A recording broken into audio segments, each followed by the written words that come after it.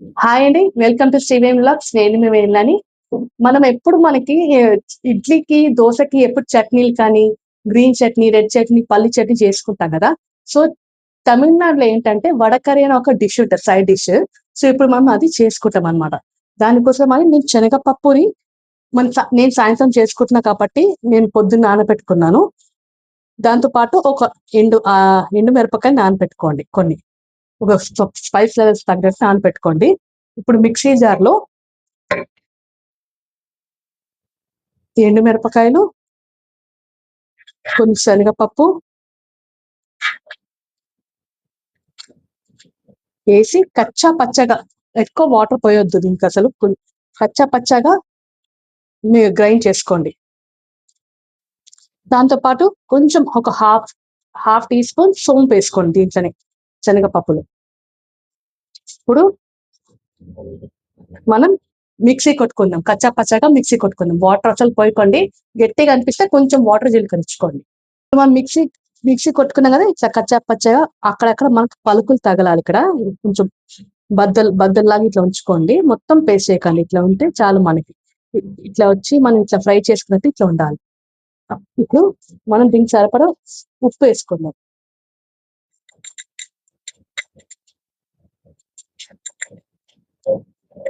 ఉప్పు వేసుకొని కలుపుకొని ఇప్పుడు మనము ఇట్లా కొంచెం ఇట్లా బాల్స్ లాగా చిన్ని వడల్లాగా చేసుకొని కొంచెంగానే ఆయిల్ వేసుకున్నానండి. డీప్ ఫ్రై కాదు. మనకి కొంచెం ఉడికేంత వరకు చాలు మనకి.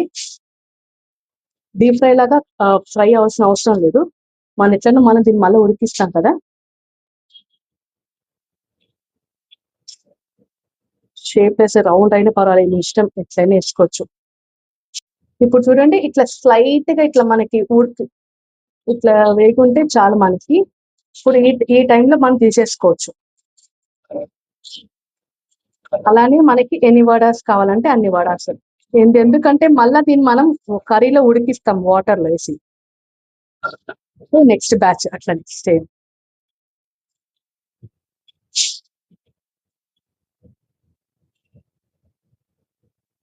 అదే కొంచెం ఆయిల్ ఉంటే ఆ ఆయిల్ దీంట్లో ప్యాన్‌లో ఏసేసుకోవాలి. ఇప్పుడు ఒక ఇంచ్ పట్టా, ఒక 4, 5 లవంగాలు వేసుకున్న తర్వాత దాంట్లో కొంచెంగా సోంపు యాడ్ చేసుకోండి.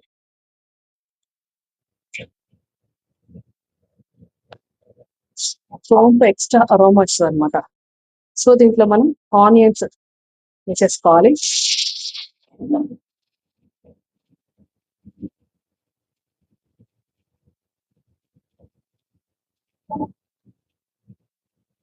దీంతో పాటు పచ్చిమిరపకాయలు, కరివేపాకు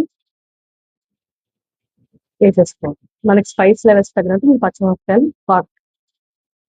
ఇప్పుడు ఇది కొంచెం ఆనియన్స్ కొంచెం వేగినప్పుడు ట్రాన్స్పరెంట్ అయినప్పుడు కొంచెంగా మనం అల్లం వెల్లుల్లిపాయ పేస్ట్ వేసుకోవాలి. మరీ ఎక్కువ వేసుకోకండి. కొంచెం ఒక హాఫ్ టీ స్పూన్ చాలు.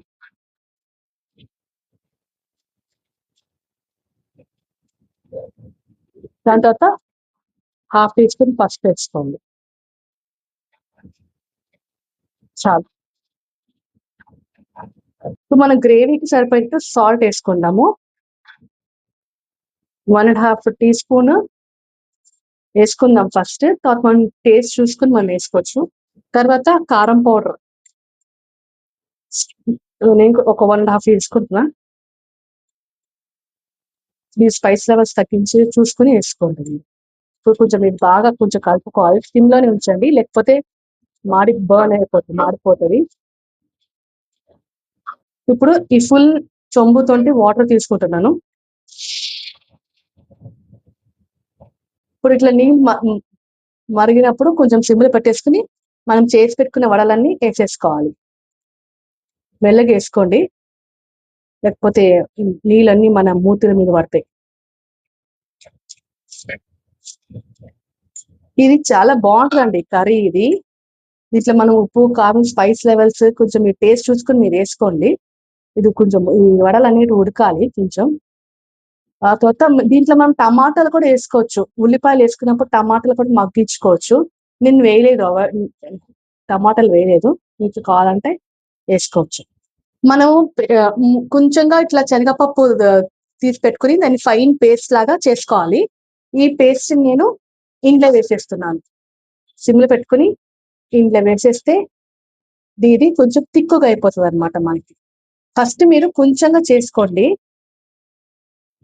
కొంచెంగా టేస్ట్ చూసి నచ్చితే ఎక్కువ చేసుకోండి. ఇట్లా చూడండి, ఇట్లా తిక్కుగా అయిపోతుంది అనమాట. ఇట్లా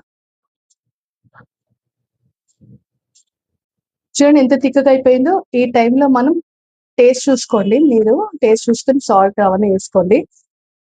ఇప్పుడు కొత్తిమీర కూడా వేసేసుకుందాం దీంట్లో. ఇది ఇంకా అయిపోయినట్టే. ఇది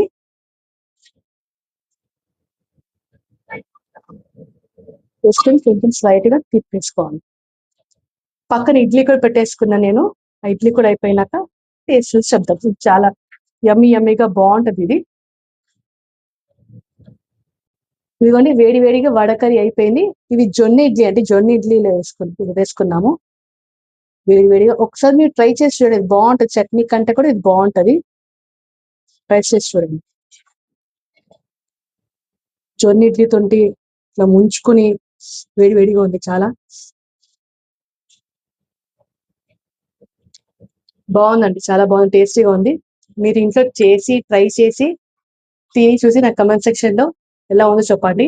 like, share, subscribe my video. Bye.